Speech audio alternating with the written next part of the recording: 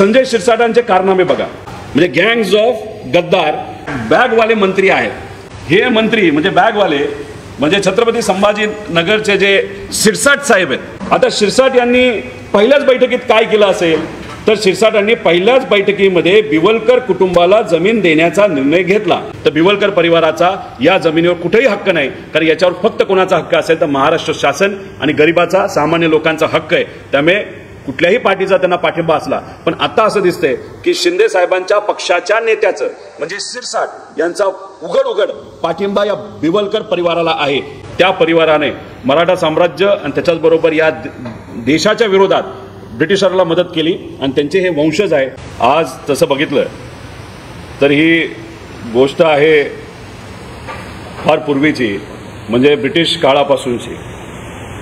बिवलकर कुटुंब यांनी ब्रिटिशरला मदत केल्यामुळे आणि कोणाच्या विरोधात तर मराठा साम्राज्याच्या विरोधात, आणि मराठा साम्राज्याचं त्यावेळेस जे पेशवाई होती त्यांनी तिथं त्यांच्या विरोधात या बिवलकर कुटुंबाने ब्रिटिशरला मदत केली. आणि मदत केल्यामुळे आणि त्या मदतीचा फायदा हा देशाच्या विरोधात मराठा साम्राज्याच्या विरोधात हा ब्रिटिशरला झाल्यामुळे 4000 एकरपेक्षा जास्त जमीन ही राजकीय इनाम म्हणून त्यांना मदत तिथं दिली. रोहा, पनवेल आणि अलिबाग, उरण या जिल्ह्यातील 15 गावामध्ये ही जमीन आहे. आता याच्यामध्ये पुढे काय झालं तर 1952 मध्ये या बिवलकर कुटुंबाने गोलमाल, आता याच्यामध्ये काही त्यांनी डोकं लावून हेराफेरी केली, नाही तर गोलमाल केला असं आपण म्हणू शकतो. आता बॉम्बे सरंजाम, जहागिरी व अन्य इनामे त्याचा नियम 1952 मध्ये आला. आणि मग बिवलकर कुटुंब तसं फार हुशार कुटुंब होतं. त्यांनी गोलमाल कसा केला की त्यांनी ही राजकीय इनाम, ही जी जमीन ब्रिटिशांनी त्यांना दिली होती, त्यांनी व्यक्तिगत इनाम अशी ती जमीन दाखवली तिथं असणाऱ्या अधिकाऱ्यांना हाताशी धरून. आता याच्यामध्ये त्यांनी गोलमाल नंबर 2 काय केलं तर 1959 मध्ये त्यांनी काय केलं असेल तर जो सिलिंग कायदा 61 मध्ये येणार होता, म्हणजे यांना 2 ते 1.5 वर्ष आधी यांना अंदाज आला होता अधिकाऱ्यांकडनं की एक सिलिंग कायदा येतोय आणि त्या सिलिंग कायद्यामध्ये आपली जी व्यक्तिगत इनामाची जमीन आहे ती कदाचित सरकारकडे जाऊ शकते. म्हणून त्यांनी ते काय केलं तर ती जमीन राखीव वन म्हणून नोंद झाली आणि त्याच्यातून ती जमीन ही वन असं त्याच्यावर ते नाव आलं. आणि त्यांनी त्या जे आपलं सिलिंग कायद्यातून हे लोक मुक्त झाले. यांचा प्रयत्न असा होता की उद्या जाऊन ही जी काही वन दाखवलेली जमीन आहे ती जमीन परत एकदा आपण आपल्या नावाने कसं ना कसं तरी तिथं करून दाखवू असा त्यांचा तिथं प्रयत्न होता. त्यामुळे सिलिंग ॲक्टमधून 1959 मध्ये हे गोलमाल केल्यामुळे 61ला जो कायदा आला त्यातून हे वाचले.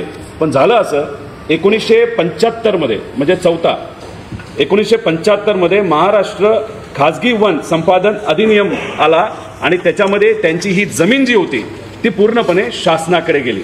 म्हणजे त्यांनी गोलमाल जे कुठले केले होते, 1 गोलमाल 2 गोलमाल, हा याच्यातून पूर्णपणे जमीन त्यांच्या हातातून प्रत्यक्ष अप्रत्यक्षपणे जाऊन ती सरकारच्या नावाली तिथं झाली. मग 1985 पर्यंत हे शांत बसले, त्यांनी काहीच केलं नाही. पण बिवलकर कुटुंबाने खाजगी वन संपादक कायदा जमीन ज्या हरकत घेतली कधी 1985च्या दरम्यान सर्वे क्रमांक 51 संदर्भात वन विभागाचे जमिनीचा ताबा सोडून देण्याबाबत अर्ज दाखल करा 1985.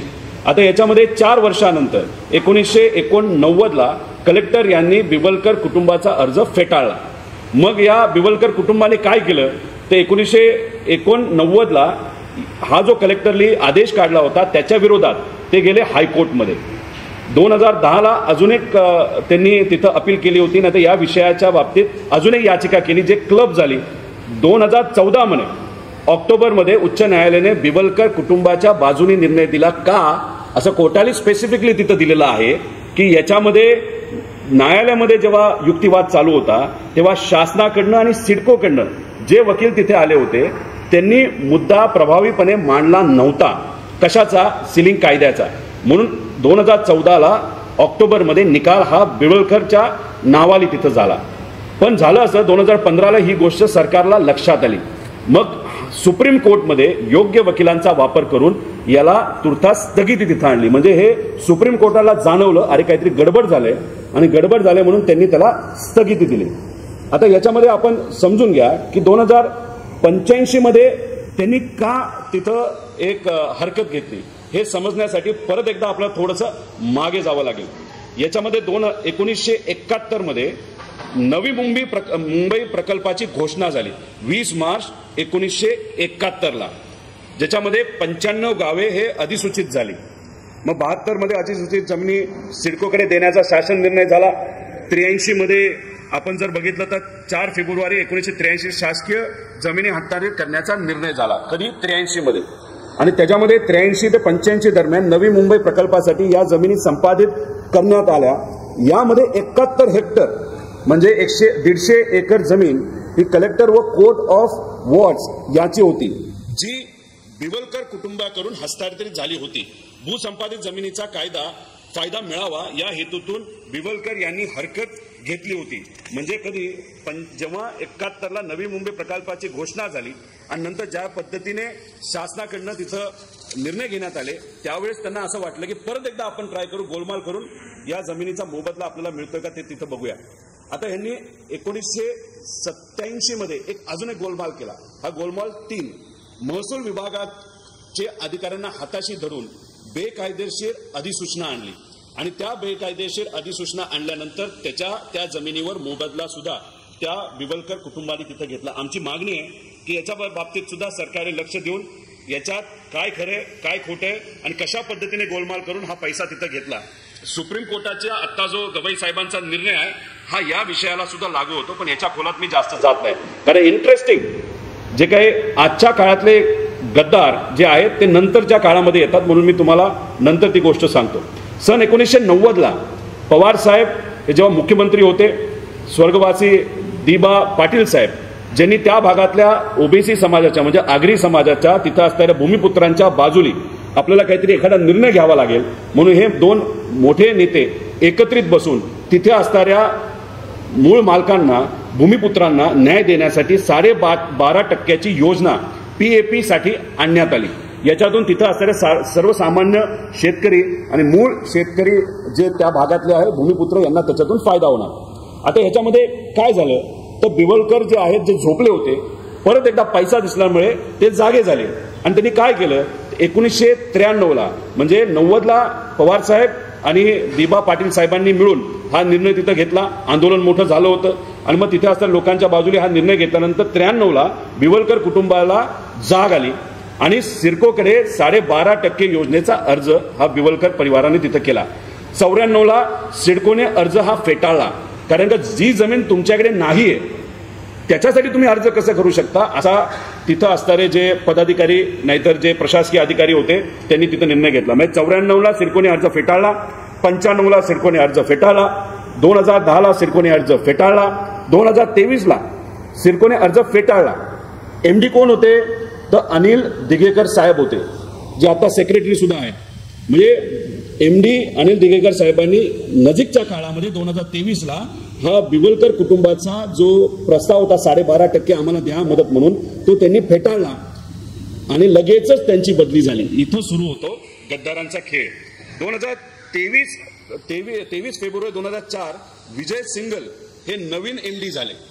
त्यांना देखील या कामासाठी नाकार दिला, पण ते हुशार होते आणि कदाचित सत्तेतल्या एका कुठल्या तरी नेत्यांनी त्यांच्याशी संपर्क साधला, चर्चा झाली आणि चर्चा झाल्यानंतर विजय सिंगल जे आम्हाला कळतंय जे काय आम्हाला कळालेलं आहे त्यांनी एक आयडिया सुचवली. ती काय आयडिया सुचवली की सिडकोला तुम्ही अध्यक्ष तिथं बसवा आणि अध्यक्षाच्या माध्यमातून या ठिकाणी जी कारवाई तिथं करायची ते करा, ज्याच्या सह्या करायचे ते तुम्ही करा आणि ही जी काय 5,000 कोटी रुपयाची जमीन आहे बिवलकरांची ती तिथं त्या व्यक्तिगत बिवलकरांना देऊन टाका, जी सिडकोच्या आता ताब्यात आहे. म्हणजे सिडकोच्या ताब्यात जी जमीन आहे 150 एकर त्याच्यातले 12.5% जर ह्याला दिले तर 12-12.5 एकर होती, त्याच्यावर 10,000 घरं आता आपण बांधू शकतो.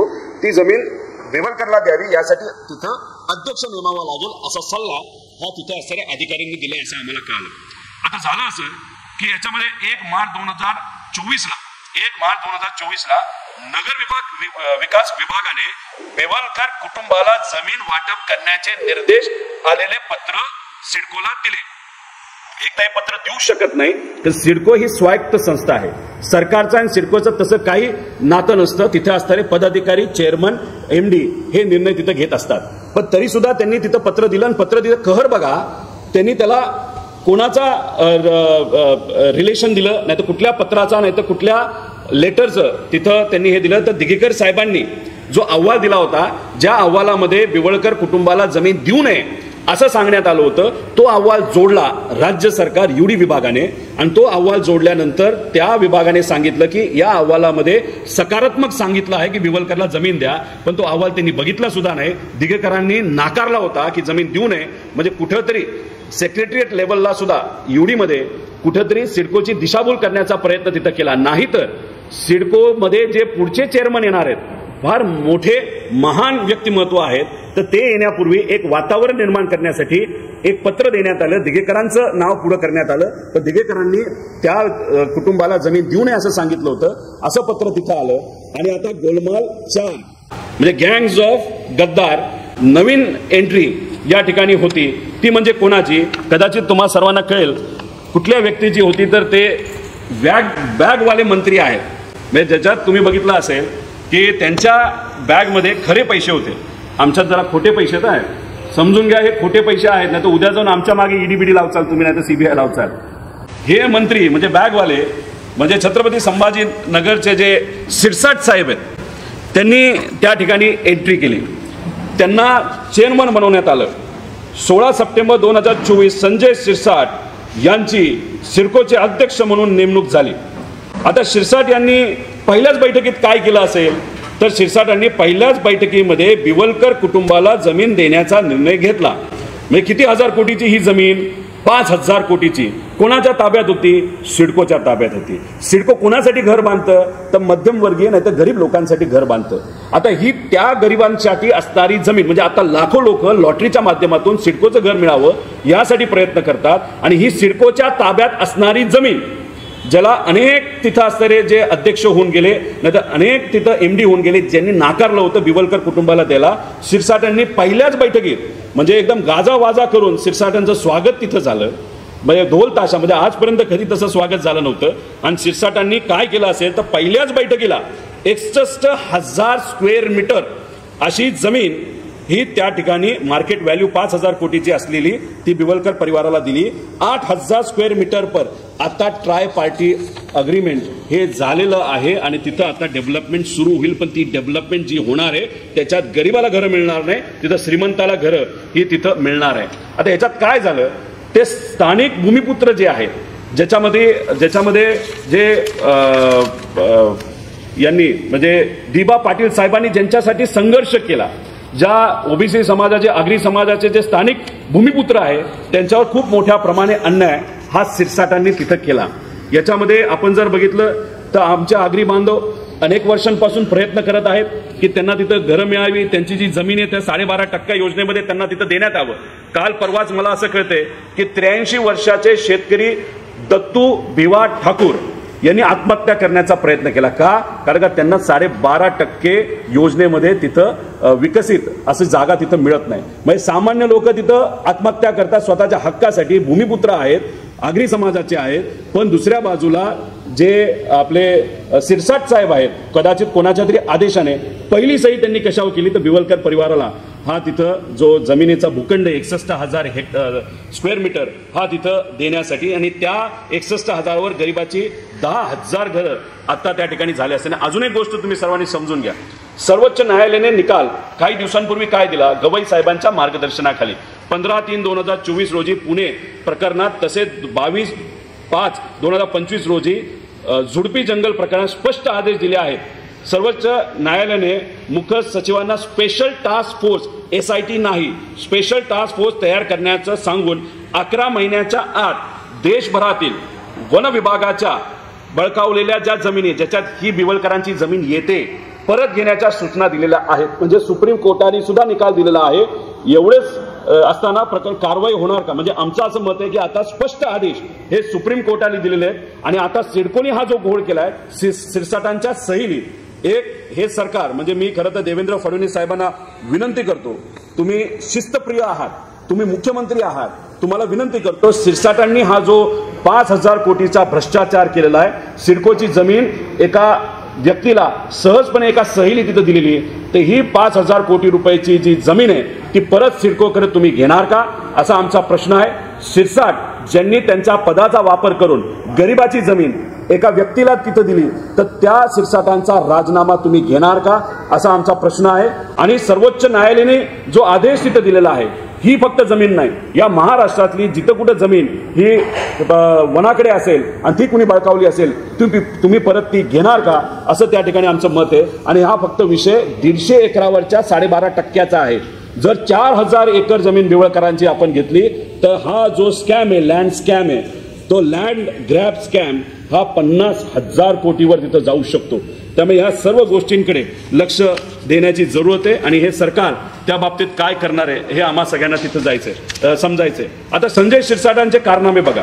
संजय शिरसाट यांना 15 डिसेंबर 2024 रोजी मंत्री म्हणून शपथ घेतली. आता शपथ घेतल्यानंतर मंत्री असूनही त्यांनी सिडकोचा कारभार हा सोडला नव्हता. तो सातत्याने ते सर्व कारभार बघत होते. सर्व स्तरातून दबाव आल्यानंतर त्यांना 16 जानेवारी 2025 रोजी पदमुक्त करण्यात आलं होतं. आणि विशेष म्हणजे अध्यक्षपदावरनं पदमुक्त झाल्यानंतर देखील शिरसाट सिडकोला 1 ते 3 महिने हे सातत्याने त्या ठिकाणी जात होते. मग जे काही कारनामे तुम्ही केले तुमच्या सह्याच्या माध्यमातून पैशाची रिकव्हरी करण्यासाठी तुम्ही तिथं जात होता का हे जे काही जमीन तुम्ही गरिबाची एका बिवलकर परिवाराला हस्तांतरित केली, त्यात काय अडचणी येत आहेत नाही येतात बिवलकर परिवाराला, हे तुम्ही समजून घेत होता का आणि त्यांना तिथं मदत सातत्याने करत होता का, अशा अनेक प्रश्न आमच्या समोर तिथे निर्माण होतात. त्यामुळे देवेंद्र फडणवीस साहेबांना विनंती आहे की कृपा करून लगेचच्या लगेच सिरसाटांचा राजीनामा हा घेतलाच पाहिजे. जो माणूस गरिबाच्या जमिनी एका व्यक्तीला देतो त्याच्यावर कारवाई ही झालीच पाहिजे.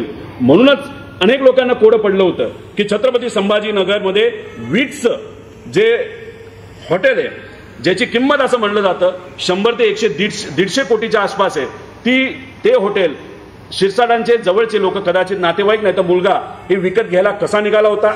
त्र्यंबकेश्वरमध्ये जमीन खरेदी करण्यासाठी एवढा मोठ्या प्रमाणात पैसा आला कुठून. MIDC मध्ये प्लॉट खरेदी करून एक मोठा व्यवसाय तिथं उभा केला. अनेक विषय आहेत. आणि सगळ्यात महत्त्वाचं म्हणजे त्यांच्या घरामध्ये जी पैशाची बॅग आपल्या सर्वांना दिसली, कदाचित त्याच्यामध्ये 12 ते 15 कोटी रुपये असतील. त्या बॅगचं रहस्य कुठं असेल तर या सिडकोच्या जमिनीमध्ये आहे, असं आमच्या सगळ्यांचं मत आहे. त्यामुळे या सिरसाटांवर कारवाई ही केली गेली पाहिजे असं आमच्या सगळ्यांचं मत आहे. हे सगळे पुराव्याचे डॉक्युमेंट आहे जे आपल्या सर्वांना गुगल ड्राईव्हच्या मदतीने पुढच्या 5 मिनिटांमध्ये येतील, सोशल मीडियावर येतील. त्याच्याचबरोबर जे काही मुद्दे मी मांडले त्याचे पूर्णपणे पुरावे या ठिकाणी आहेत. वेळेचा अभाव असल्यामुळे याच्यामध्ये मी खूप खोलात गेलेलो नाही. त्यामुळे इथं आम्ही सर्वजण आता सिडकोला परवा म्हणजे 20 तारखेला सकाळी 11 वाजता तिथं असणाऱ्या अधिकाऱ्यांना जाब विचारण्यासाठी, तिथे जे 12.5% अजूनपर्यंत भूमिपुत्राला ज्या लोकांना अनुदान मिळालं नाही त्यांच्या वतीने, आणि हे 10,000 घरं जी गरिबाची बांधू शकली असती, आणि जे लोक हे तिथं लकी ड्रॉ मध्ये सहभाग घेतात पण त्यांना घर मिळत नाही, त्या सर्व लोकांच्या वतीने आम्ही 11 वाजता 20 तारखेला सिडकोच्या ऑफिसला जाणार आहोत. शशिकांत शिंदे साहेबांच्या मार्गदर्शनाखाली आम्ही सर्व जाऊन तिथे असणाऱ्या अधिकाऱ्यांना जाब विचारणार आहोत. आम्ही तर जाणारच आहोत, पण तिथे जे 12.5% वाले जे लोक आहेत, जे प्रलंबित आहेत, अनेक वर्ष वाट बघून आहेत, त्याच्याचबरोबर जे लकी ड्रॉ मध्ये सहभाग घेतात मग घर मिळत नाही, असे सुद्धा लोक 20 तारखेला सिडकोला येतील असं आम्हा सगळ्यांना वाटतं. आम्ही सर्वजण जाणार आहोत. जे लोक येतील सगळ्यांचा आवाज बनून आम्ही सर्वजण तिथे लढणार आहोत. भावनाताई इथं आहेतच, त्या तिथल्या स्थानिक आहेत, त्या सुद्धा अनेक लोकांच्या संपर्कात आहेत. अनेक इतर सामाजिक संघटना तिथं संपर्कात आहेत. याच्याचबरोबर संजय राऊत साहेबांशी आमचं फोनवर बोलणं झालंय. खासदार असल्यामुळे ते आज दिल्लीत आहेत, तिथं पार्लमेंट सुरू आहे. त्यांनी सुद्धा सांगितलेलं आहे की जर गरिबावर अन्याय झाला असेल तर आम्ही तुमच्या बरोबर आहोत. काँग्रेसशी सुद्धा आम्ही संवाद साधणार आहोत. आणि हा जो विषय आहे भ्रष्टाचाराचा 5,000 कोटीचा सिरसाटांचा, हा पुढे आता आम्ही आणलेलो. या बाबतीत सरकार काय करतंय, आणि सगळ्यात महत्वाचं आम्ही वाट बघणार आहोत. उद्या कॅबिनेटची बैठक आहे, त्या कॅबिनेटच्या बैठकीमध्ये सिरसाटांना घरी बसवलं जातंय का हे आम्ही सर्वजण बघणार आहोत. जर नाही तर 20 तारखेला म्हणजे परवा आम्ही सर्वजण सिडकोला जाणार आहोत. आणि जोपर्यंत सिरसाटांचा राजीनामा घेतला जात नाही तोपर्यंत लोक आम्ही सर्वजण शांत बसणार नाही. त्याच्याच बरोबर जी काही जमीन ही ज्या ब्रिटिश लोकांना मराठा साम्राज्याच्या विरोधात ज्या परिवारांनी त्या ठिकाणी मदत केली, अशा परिवाराला जी आता जमीन पैसे घेऊन तिथं बिवलकर परिवाराला दिली, ती परत जमीन ही सिडकोला दिलीच गेली पाहिजे आणि लवकरात लवकर त्या पद्धतीचा निर्णय सरकारकडनं घेतला गेला पाहिजे। त्याच्याच बरोबर आमचं म्हणणं की SIT नाही, पण जे काही सुप्रीम कोर्टाने सांगितलेलं आहे एक विशिष्ट कमिटी फॉर्म करून 11 महिन्यामध्ये निर्णय हा या जमिनीचा घ्यायचाच, पण महाराष्ट्रामध्ये असणारे इतरही सर्व जमिनी आहेत त्याचाही निर्णय हा घेतला जावा अशी विनंती या ठिकाणी सरकारला मी त्या ठिकाणी करतो। या विषयाच्या बाबतीत जर आपल्याकडे कुठले प्रश्न असतील तर आम्ही नक्की आपण विचारावेत, त्याला उत्तर आम्ही सर्वजण देण्याचा प्रयत्न करू। धन्यवाद।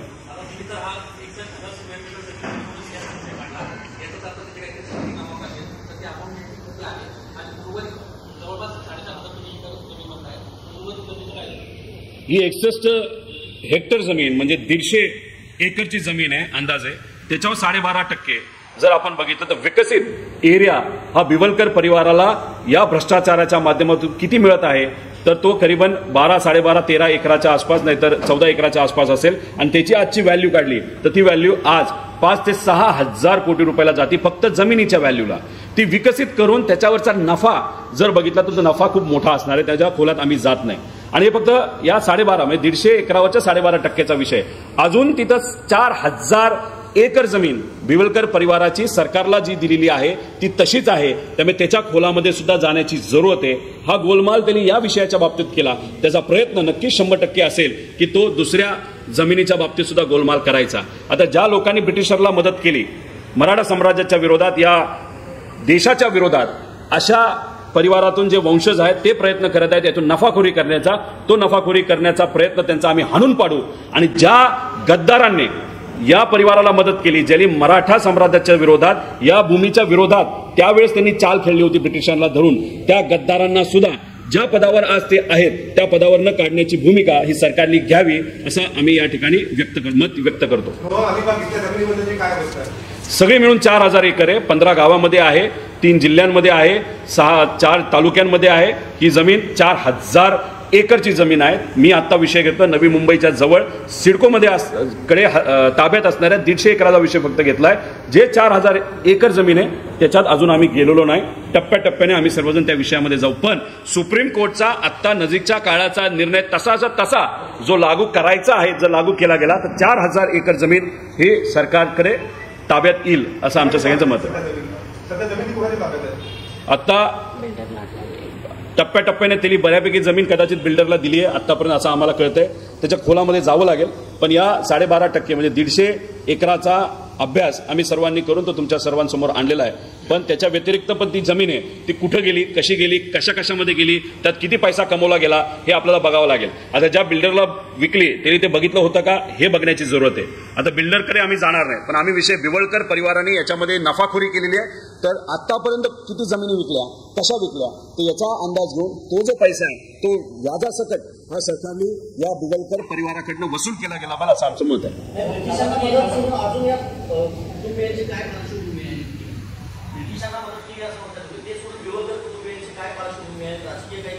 काहीच पार्श्वभूमी आम्हाला तर माहित नाही, हे त्या काळातलं जे आहे याच्यामध्ये स्पेसिफिकली लिहिलेलं आहे, जे त्यावेळेस म्हणजे Sardar Vinayakrao Daruraj Bivalkar versus secretary of state for India in council, म्हणजे हे ब्रिटिशकालीन कागद आहे। याच्यामध्ये स्पेसिफिकली आपण आत गेला तर त्यांनी सांगितलंय की ब्रिटिशांना मदत केल्यामुळे मराठा साम्राज्याच्या विरोधात म्हणून त्यांना ती जमीन त्यावेळेस मिळाली होती। हे स्पेसिफिकली अशा पद्धतीचे डॉक्युमेंट आहे। आज ते राजकारणात आहे का अब्जपती आहेत का करोडपती आहेत का कुणी असलं तरी त्यांनी कुठंतरी त्या काळामध्ये त्या परिवाराने मराठा साम्राज्य आणि त्याच्याचबरोबर या देशाच्या विरोधात ब्रिटिशरला मदत केली आणि त्यांचे हे वंशज आहे। आणि त्या खोलात न जाता टेक्निकली सुद्धा बघितलं तर बिवलकर परिवाराचा या जमिनीवर कुठेही हक्क नाही, कारण याच्यावर फक्त कोणाचा हक्क असेल तर महाराष्ट्र शासन आणि गरिबाचा सामान्य लोकांचा हक्क आहे। त्यामुळे कुठल्याही पार्टीचा त्यांना पाठिंबा असला, पण आता असं दिसतंय की शिंदे साहेबांच्या पक्षाच्या नेत्याचं म्हणजे शिरसाट यांचा उघड पाठिंबा या बिवलकर परिवाराला आहे। म्हणूनच शिरसाटांवर आज कारवाई केली गेली पाहिजे।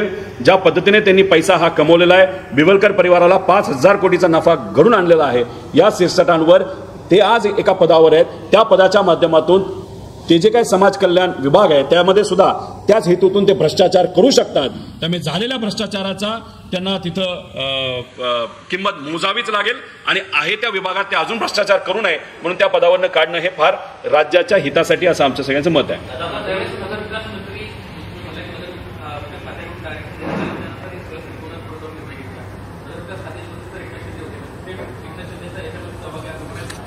आता मंत्री महोदयांची सही आहे का नाही हे आपल्याला सांगता येणार नाही, पण दिघेकरांचं नाव पुढं करून दिघेकरांनी या बिवलकर परिवाराच्या विरोधात निर्णय तिथं गेला होता, पण जे सेक्रेटरिएट यूडी म्हणजे नगर विकास यांच्याकडनं पत्र आलं, त्यात या अधिकाऱ्यांचं नाव दिघेकरांचं नाव देण्यात आलं होतं की यांनी सकारात्मक निकाल दिलाय जो नकारात्मक होता. म्हणजे कुठेतरी सेक्रेटरिएट यूडी यांच्याकडनं सुद्धा दिशाभूल झाली आणि तसं पत्र हे यूडीकडनं आलं खाली सिडकोला. खरं तर ते देऊ शकत नाही, कारण सिडको ही स्वायत्त संस्था आहे. त्या संयुक्त संस्थेचा प्रमुख कोण होतं, ते सिरसाट होते. सिरसाटांच्या सहीली या पत्राचा रेफरन्स घेऊन तिथं बिवलकरांना 5,000 कोटीची जमीन तिथं दिली.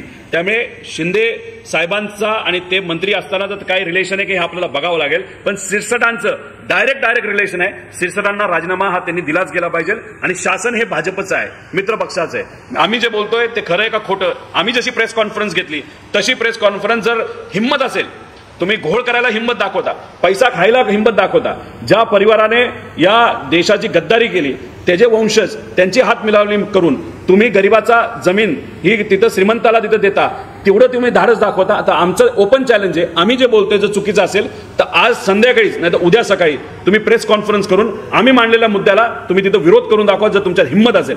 आमच्यात ती हिंमत आहे, तुमच्यात नाही आहे असं आम्हाला सगळ्यांना वाटतं, पण असेल तरी तुम्ही प्रेस कॉन्फरन्स घेऊन आम्ही जे खरं बोलतोय ते खरं नसेल तर तुम्ही जे बोलताय ते काय आहे तुमच्याकडे पुरावे तुम्ही द्या, दूध का दूध पाणी का पाणी होईल. पण 20 तारखेला आम्ही अधिकाऱ्यांना विचारण्यासाठी 100% त्या ठिकाणी जाणार आहोत.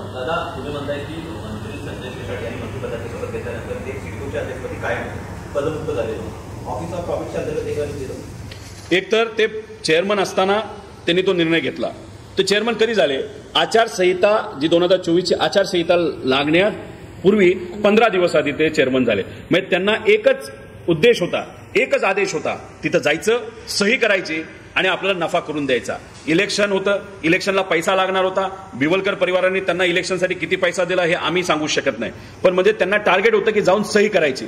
सही त्यांनी केली आणि कदाचित शाबासकी मिळून म्हणून 2024 मध्ये त्यांचं सरकार आल्यानंतर त्यांना मंत्रिपद दिलं गेलं. म्हणजे त्यांना एक ट्रायल दिली गेली, हा भ्रष्टाचार करू शकतो का, जर चांगल्या पद्धतीने भ्रष्टाचार केला, लगेचच केला तर मग ह्याला चांगलं पद द्यावं, म्हणून त्यांना समाज कल्याणचं त्या ठिकाणी पद हे देण्यात आलं असं आमचं ठाम म्हणणं आहे. म्हणजे छोटासा भ्रष्टाचार केला आणि दुर्दैव असं की एवढ्या मोठ्या आणि एकदम मोठ्या जबाबदारीवर त्यांना बसलेलं आहे समाज कल्याण विभागाच्या, तिथं त्यांनी किती कोटीचा भ्रष्टाचार आतापर्यंत केला हे आम्हाला सांगता येणार नाही. आता या विषयाच्या बाबतीत तुमचे काय मुद्दे?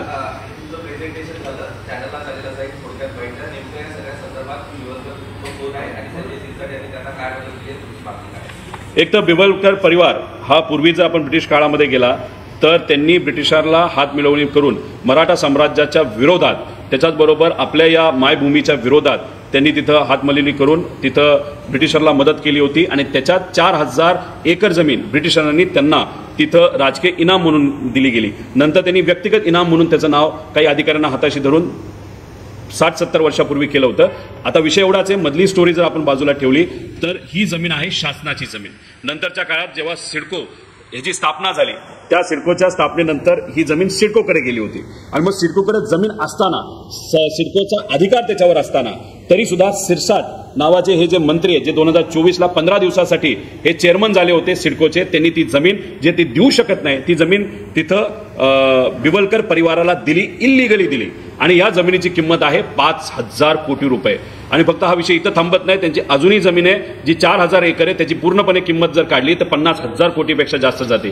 त्यामुळे आमच्या सगळ्यांचं मत आहे की हे जे सिरसाट आहेत, जे चेअरमन झाले सिडकोचे, इल्लिगली ही जमीन जी गरिबाची होती, जी 12.5% जे भूमिपुत्रांना तिथं जमीन जागा विकसित करून दिली जाते, ती हक्काची जमीन ही कोणाला दिली तर बिवलकर परिवाराला इल्लिगली दिली. त्यामुळे ही जमीन परत घेण्यात यावी. तिथं सिडकोने गरिबांसाठी फ्लॅट बांधावे, ते किती बांधले जाऊ शकतात तर 10,000 बांधू शकतात. त्यामुळे अशा पद्धतीने ही जमीन परत घ्यावी. सिरसाटांनी राजीनामा दिला गेला पाहिजे, याच्यावर एन्क्वायरी झाली पाहिजे. सुप्रीम कोर्टाने सुद्धा काही महिन्यांपूर्वी एक जो निर्णय दिलेला आहे, अशा ज्या सर्व जमिनी आहेत ज्या फॉरेस्टच्या अंतर्गत येतात त्या पूर्णपणे, आणि काही बिल्डर नाही तर काही व्यक्तिगत लोकांकडे आहेत, त्या पूर्णपणे सरकारने आपल्या ताब्यात त्या घ्याव्यात आणि त्या सरकारने त्याचं नियोजन तिथं करावं. त्यामुळे ही जी जमीन आहे 61,000 स्क्वेअर मीटर ही शासनाने परत घ्यावी, म्हणजे सिडकोने घ्यावी. सिरसाटांवर कारवाई व्हावी, सिरसाटांनी त्या ठिकाणी राजीनामा द्यावा, जे जे अधिकारी याच्यासाठी जबाबदार आहे त्यांच्यावर तिथं कारवाई व्हावी आणि 4000 एकर जी जमीन आहे बिवलकर परिवाराची ती कुठं कुठे त्याचा सुद्धा अभ्यास तिथं करावा, असं देवेंद्र फडणवीस साहेबांना या प्रेस कॉन्फरन्सच्या माध्यमातून आम्ही विनंती करतो.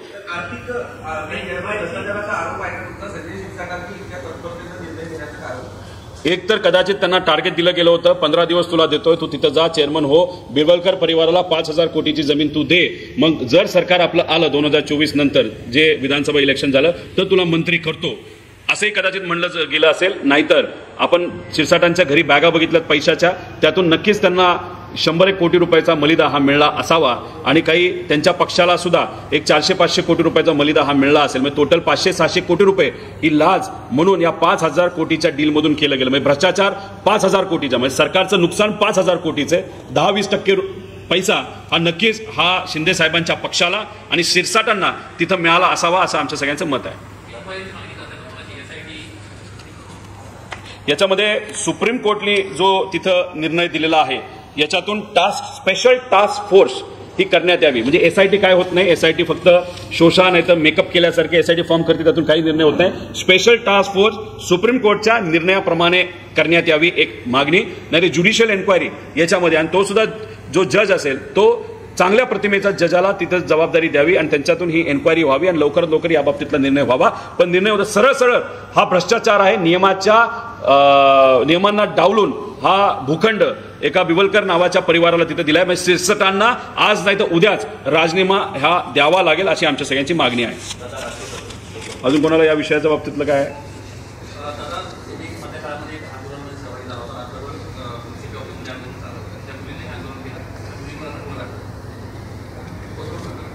नाही, हे चुकीची गोष्ट आहे. खरं तर गुन्हा दाखल व्हायला नको पाहिजे होता, कारण ज्या मातंग समाजाच्या मुली आहेत त्यांचं नाव मला खरं तर घेता येणार नाही, पण त्यांच्यावर खऱ्या अर्थाने अन्याय झालेला आहे. कुठलंही वॉरंट नसताना सुद्धा तिथं त्या मुलींच्या घरी जाऊन झडती घेतली गेली, तिथं त्यांना एन्क्वायरीला बोलवलं गेलं आणि त्या जेव्हा हक्कासाठी लढत होत्या अख्खा दिवस त्यांना बसावं लागलं तरी सुद्धा त्यांचं ऐकून घेतलं नाही. मग कुठेतरी या मातंग समाजाच्या महिलांवर मुलींवर तिथं अन्याय झालेला आणि आज जर त्यांच्यावर जर कारवाई होत असेल, त्यांच्यावर जर कलम लावले जात असेल, मग सत्तेचा कुठं ना कुठेतरी वापर हा केला जातोय. जो माजी अधिकारी आहे जो छत्रपती संभाजीनगरवरनं इथं आला होता आणि पोलिसांबरोबर निवांत तिथं फिरत होता, त्याच्याबद्दलची माहिती आता आपल्याला काढावं लागेल. हा माजी पोलीस अधिकारी जो जेव्हा पोलीस अधिकारी होता त्याच्यावर पण अनेक भ्रष्टाचाराच्या कारवाई तिथं झालेल्या आहेत. असा भ्रष्टाचार करणारा माजी अधिकारी या पोलिसांबरोबर फिरतो कसा आणि या मुलींची झडती घेतली कशी, आणि हे सगळे अनुत्तरित प्रश्न आहे. त्यामुळे त्यांच्यावर आजकाल जर कारवाई झाली असेल तर नक्कीच आम्ही सर्वजण लक्ष देऊ. कोर्टामध्ये सुद्धा काही सामाजिक कार्यकर्ते या मुलींच्या बाजूने तिथं जाणार आहेत, त्यामुळे कोर्ट सुद्धा योग्य ती कारवाई तिथं असणाऱ्या भ्रष्ट पोलीस अधिकाऱ्यांवर करेल असा आम्हा सगळ्यांना विश्वास आहे.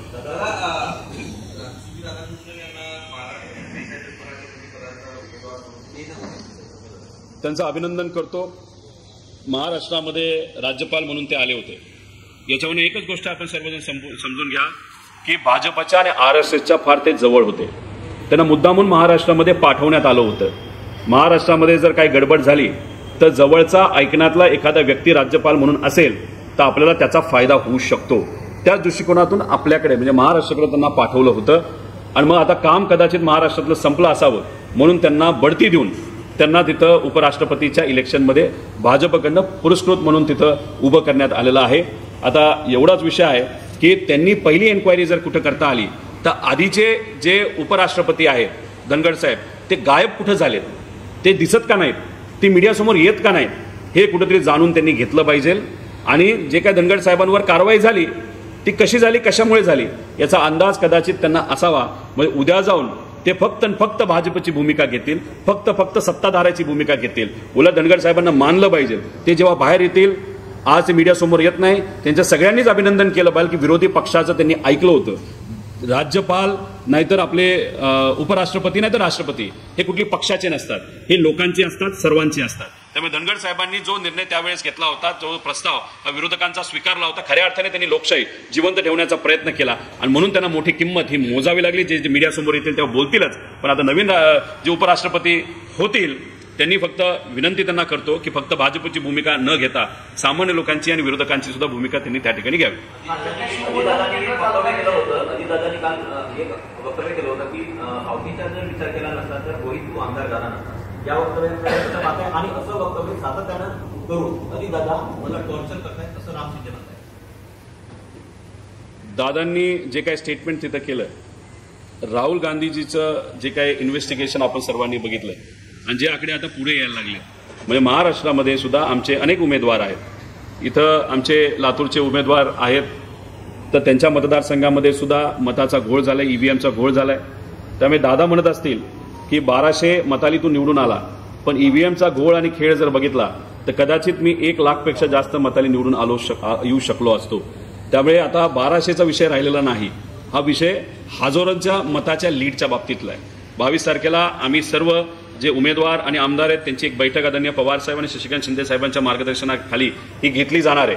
माझ्या मतदारसंघामध्ये सुद्धा काय गोष्टी झाल्यात ही मी तिथे बोलणार आहे, इतरही सर्व उमेदवार बोलणार आहेत. आणि नंतर राहुल गांधीजी ज्या पद्धतीने अख्ख्या बिहारमध्ये फिरून लोकांना सांगतात खरं काय घडलं, तसं महाराष्ट्रामध्ये सुद्धा आम्ही सर्व मित्रपक्ष एकत्रित आणून या बाबतीत काय तिथं करणार आहोत हे बोलणार आहोत. त्यामुळे दादांच्या स्टेटमेंटकडे आता 1200 म्हणून नका बघू, 1 लाखच्या लीडचा विषय तो आहे. माझी 1 लाखाची लीड कशी कमी होऊन 1200वर आली, म्हणजे एवढा प्रयत्न करून, एवढं डोकं फोडून, एवढा पैसा वापरून, ईव्हीएम मॅनेज करून सुद्धा तिथं असणाऱ्या स्वाभिमानी सामान्य लोकांनी मला 1200 मताली तरी निवडून दिलं, ही मला माझ्यासाठी फार महत्वाची गोष्ट आहे. राहिला प्रश्न राम शिंदेंचा, ते जेव्हा रडतात, राम शिंदे सर जेव्हा रडतात त्यांचा फायदा तिथं होतो.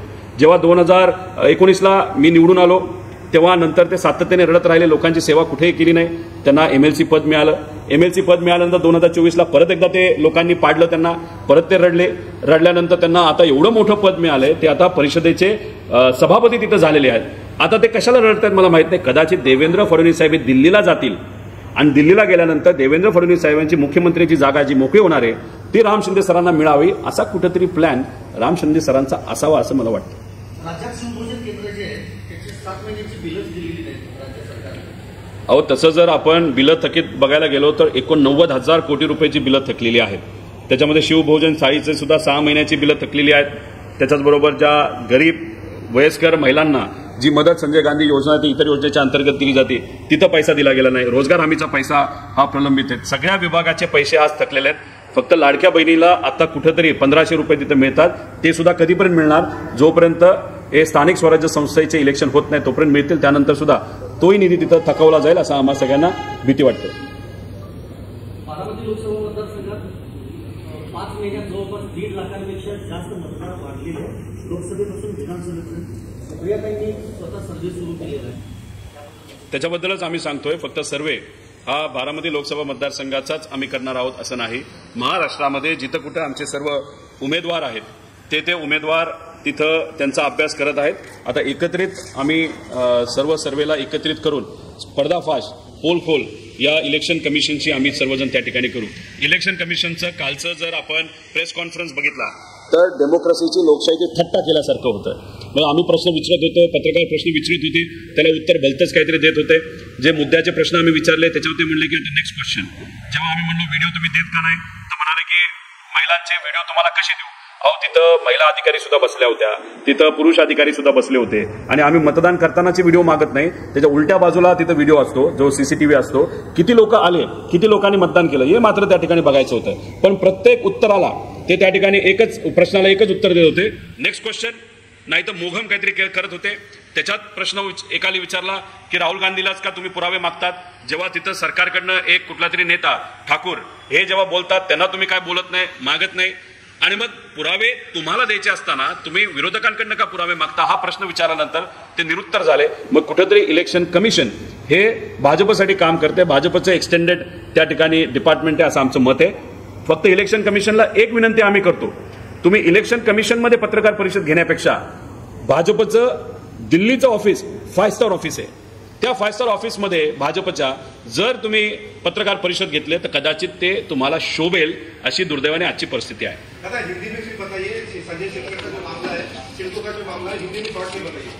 देखो, ये जो संजय सिरसाट है वो 15 दिन के लिए जब 2024 का विधानसभा इलेक्शन होने जाना था तो उसके 15 दिन पहले कोड ऑफ कंडक्ट के पहले उनको वहां पे सिडको एक संस्था है महाराष्ट्र में, वहां पे उनको अध्यक्ष बनाया गया और उन्होंने उस 15 दिन में 5,000 करोड़ रुपए की एक जमीन जो सिडको के हाथ में थी, ताबा में थी, वो एक बिवलकर नाम के परिवार को वहां पे दी गई.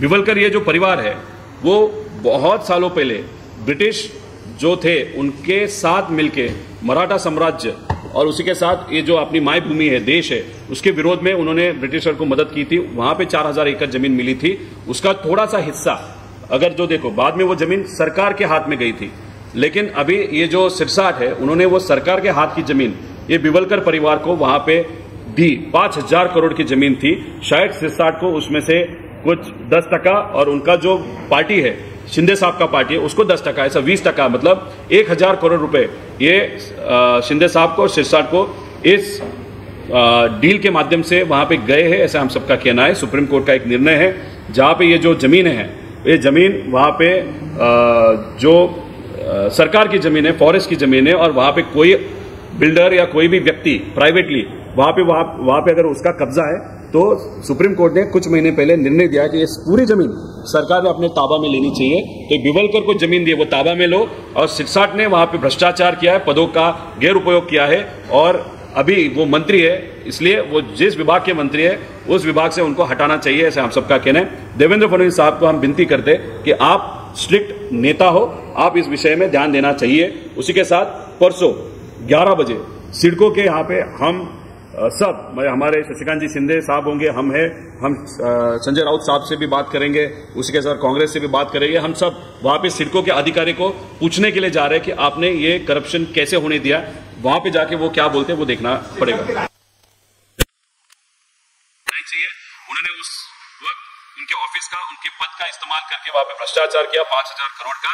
अभी उनको अगर समाज कल्याण के मंत्री वहां पे बनाए, वहां पे भी वो भ्रष्टाचार कर सकते हैं, ऐसे हम सबका कहना है। सर, महाराष्ट्र से मौजूदा राज्यपाल को अभी देश के उपराष्ट्रपति पद के चुनाव में उम्मीदवार घोषित किया गया है एनडीए की ओर से। इससे एक ही पता चलता है कि महाराष्ट्र में वो राज्यपाल है अभी जो अभी देश के उपराष्ट्रपति बनने जा रहे हैं।